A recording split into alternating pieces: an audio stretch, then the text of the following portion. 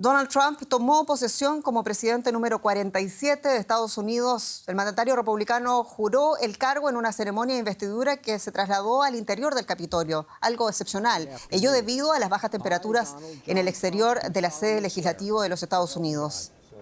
En su discurso inaugural, Trump desgranó algunas de las primeras medidas que tomará nada más asumir la presidencia. El nuevo presidente anunció, por ejemplo, que va a declarar la emergencia nacional en la frontera sur, es decir, en el borde con México, y que va a designar a los cárteles mexicanos como organizaciones terroristas. Entre la batería de decretos que va a aprobar Donald Trump en el inicio de la presidencia figura también la declaración de emergencia energética. El ya presidente estadounidense anunció su intención de potenciar la extracción de hidrocarburos y su exportación al resto del mundo. Además, Trump retirará a Estados Unidos, dijo, del Pacto del Clima de París.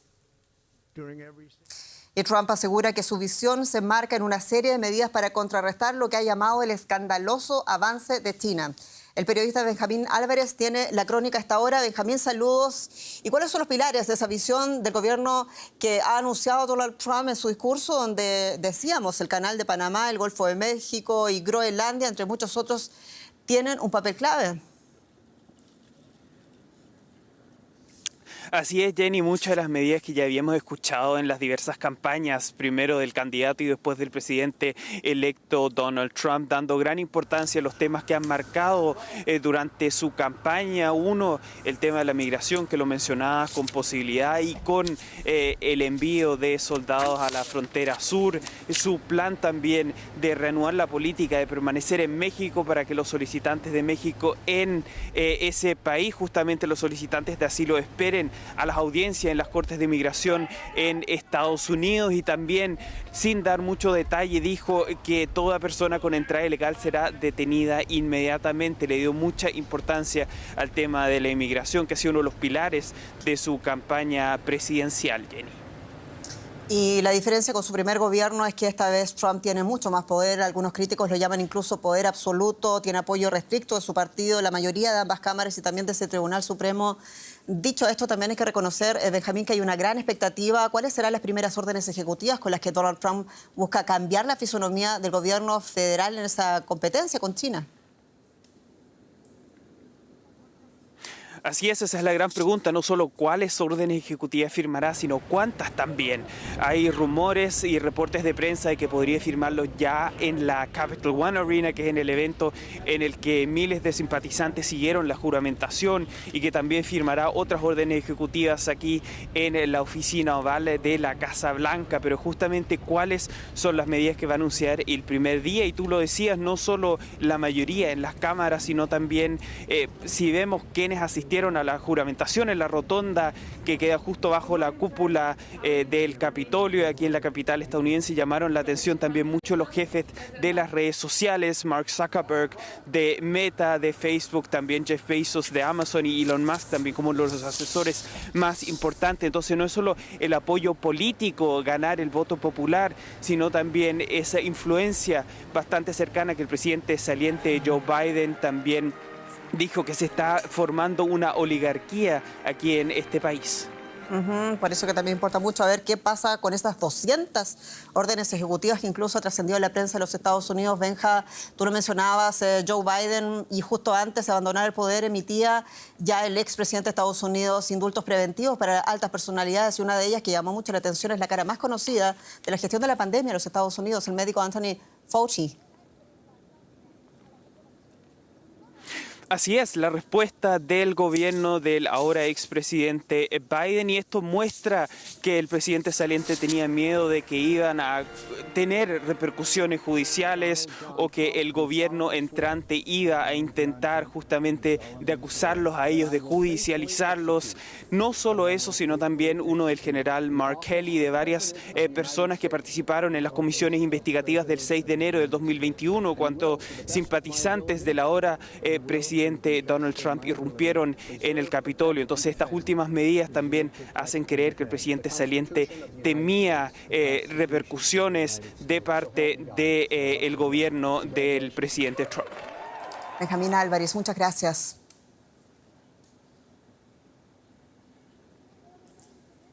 Y el gran arma de Trump para cumplir sus principales promesas de campaña, pero también para remodelar lo que ha dicho ya el gobierno federal, son las llamadas órdenes ejecutivas. Una de ellas espera dictamine la mayor deportación de migrantes ilegales en la historia de los Estados Unidos. Ya lo dijo al asumir el poder. Hay naturalmente mucha preocupación del otro lado de la frontera por este tema. Los 23 albergues de Ciudad Juárez están a menos de la mitad de su capacidad, pero activistas de derechos humanos advierten que no será suficiente para atender la eventual repatriación de 2.500 connacionales antes de febrero. Si Donald Trump cumple su amenaza de deportaciones masivas, la vida de miles de personas estará en riesgo. La familia de esta desplazada del sur de México huyó con lo puesto cuando intentaron secuestrar y luego asesinar a su hija. Lleva 11 meses en Ciudad Juárez, donde tampoco es una opción quedarse. No tenemos salida porque acá no tenemos cómo decir, bueno, vamos a empezar de nuevo y recuérdese que todavía estamos en el país de México, donde las organizaciones esas son grandes, andan por todos lados. Una valla cada vez más reforzada obliga a las personas migrantes a someterse al crimen organizado. Por ejemplo, cruzando por este túnel clandestino descubierto hace pocos días. Pese a todo, los cruces han disminuido considerablemente el último año porque México impide el tránsito de los extranjeros desde la frontera sur. Este albergue solía acoger a 120 personas y ahora solo tiene 16. De todos modos, nosotros estamos un poco tensos, ¿verdad? ¿Por qué? Porque de alguna forma sabemos que la capacidad que tenemos nosotros o que tienen los albergues no es suficiente para una movilidad como la que se espera. La coordinación entre los 3 niveles de gobierno y organizaciones humanitarias todavía no se ha concretado en recursos o medidas. Los 23 albergues de Ciudad Juárez, a menos de la mitad de ocupación, se quedarán cortos para recibir a los 2.500 repatriados que esperan los funcionarios locales. Contamos con una red de albergues, tanto de gobierno como de organizaciones de fe y sociedad civil, que tiene una capacidad de hasta 2.700 personas. En ese sentido, pues veremos con cuántos espacios se cuentan de eso y cuando haya necesidad de abrir más espacios, como lo hemos hecho en otras ocasiones, podríamos abrir espacios provisionales. Un gimnasio y carpas en terrenos baldíos son una infraestructura insuficiente frente a las temperaturas bajo cero que azotan a Ciudad Juárez. Lo sufren ya las decenas de migrantes que deambulan por el centro para vender comida o pedir alguna moneda. Horrible, me tiene toda la carita quemada mi hijo por el frío. Sé que le duelen las manitos, pues porque nosotros como venimos de un lugar caliente, pues nos afecta, todos estamos enfermos. El retorno de Trump a la Casa Blanca agita la frontera entre México y Estados Unidos. En política exterior se esperan grandes cambios. Donald Trump no ha dejado lugar a las dudas. America First esta vez incluye una política exterior conocida como autonomía estratégica, que hace mucho recordar un antecedente histórico, la doctrina Monroe del siglo XIX, cuyo lema principal era América para los americanos. En aquella época era para contrarrestar el poder e influencia de las monarquías europeas. Hoy, dice, se trata de China y lo que Trump llama enorme avance de Pekín en la zona tradicional de influencia de los Estados Unidos. His Excellency Rodrigo Roa Duterte. La segunda presidencia de Donald Trump tiene lugar en un escenario mundial muy distinto al de su último mandato, con una serie de retos globales muy diferentes, pero él ya hizo algunas promesas ambiciosas.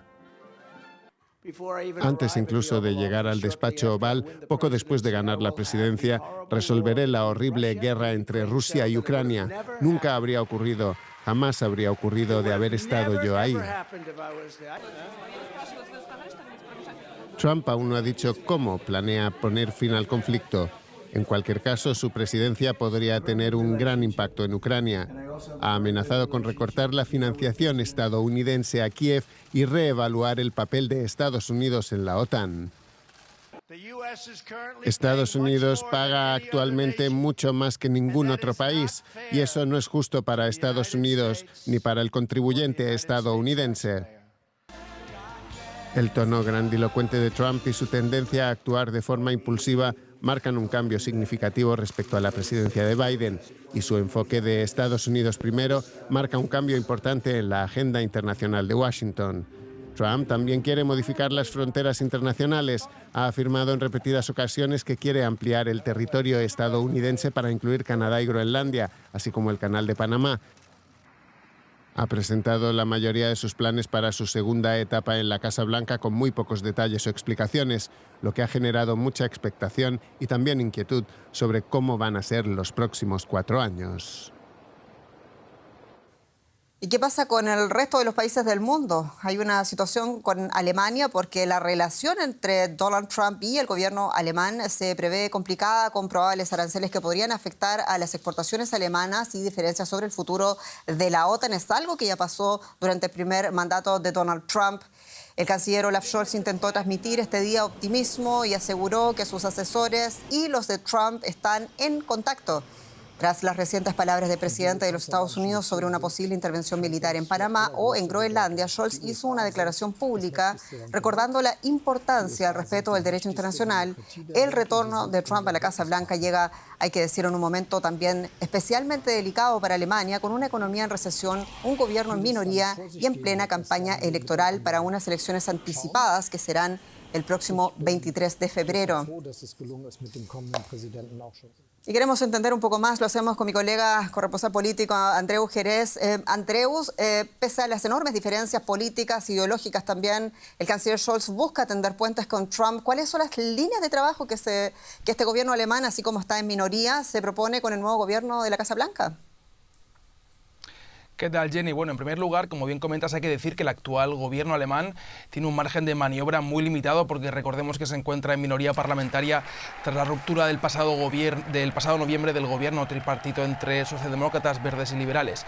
Esa capacidad de maniobra limitada se mantendrá todavía unos cuantos meses tras las elecciones del próximo 23 de febrero porque por experiencia sabemos que las negociaciones para formar un gobierno de coalición duran meses en Alemania y todas las encuestas apuntan a que será necesaria otra coalición después de las elecciones. En todo caso, tanto el gobierno de Scholz como el que le suceda tendrá dos asuntos fundamentales por resolver en relación con Trump. En primer lugar, reducir el impacto de unos posibles aranceles contra productos europeos y alemanes, unos aranceles que podrían ahondar los problemas económicos de una economía como la alemana muy dependiente de sus exportaciones. Y en segundo, aplacar los ataques de Trump a la OTAN, una alianza militar que en buena medida supone la garantía de seguridad tanto para la Unión Europea como para Alemania, su principal país. Eso, con un 5% de contribuciones como quiere Trump. En medio de todo esto, Andreus, se filtra ese documento del embajador alemán en Washington sobre la nueva administración Trump. ¿Cuánto complica este hecho al objetivo que por lo menos se propone el gobierno alemán, así como están las cosas, de poder tender puentes entre ambas administraciones? Sí, se trata de un documento diplomático escrito por el actual embajador alemán en Washington que ha sido filtrado a varias agencias de información. El documento, dirigido al Ministerio de Asuntos Exteriores y a la Cancillería alemana, advierte de los serios peligros que el retorno de Trump podría significar para la separación de poderes en Estados Unidos, para los principios democráticos de la primera potencia mundial y también del poder que podrían acumular tecnomagnates como Elon Musk o Mark Zuckerberg.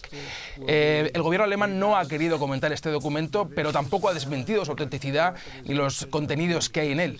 La oposición conservadora, por su parte, ha criticado al gobierno de Scholz y su incapacidad de controlar la comunicación diplomática, y es que esta filtración alimenta los temores que pueda agravar las relaciones, unas relaciones que se prevén difíciles entre dos aliados tradicionales como son Washington y Berlín.